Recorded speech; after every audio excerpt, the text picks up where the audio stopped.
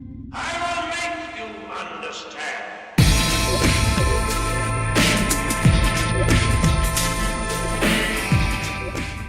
Next question, Jacqueline Malley. Jacqueline Malley from the Sydney Morning Herald. Lord Monckton, you said that the carbon tax is the wrong solution to a non-problem. I'm just interested in your views on the Coalition's direct action policy. It's also a proposed solution to what you say is a non-problem. Should the Coalition ditch it? Yes, the Coalition should, in my opinion, ditch it, because there is no need to take any action about carbon dioxide at all. That is why Canada has announced that she is not going to participate in a Kyoto 2. Japan has announced the same.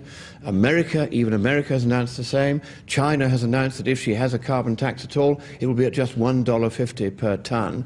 Why, therefore, set your own working people at a huge disadvantage by imposing upon them a carbon tax at a rate which is unmatched anywhere else in the world and which most other countries are no longer going to pursue? Monckton is suggesting here that these countries pulled out of Kyoto because they hold the position that no action is needed. Again, this is false. It is true that Canada stepped out of the Kyoto Protocol, but this isn't as simple as presented. One of the reasons they stated is that the Kyoto Protocol excludes two of the largest emitters in the world, namely the United States and China. Despite stepping out of Kyoto, they are still planning on reducing emissions by 70% below 2005 levels by 2020.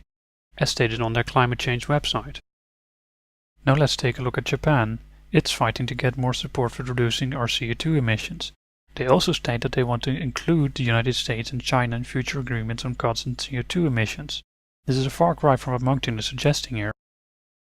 China is also investing more and more in clean technology in an attempt to clean up pollution and lower their CO2 emissions. But they still have a long way to go. Same goes for the United States government, which has stated that action is needed. He also ignores the fact that other countries are working on reducing their emissions, something I already have mentioned. There are many initiatives and groups of countries working together to reduce emissions. Some of these have been active for over a decade. Australia is not alone in working to reduce the world's CO2 emissions.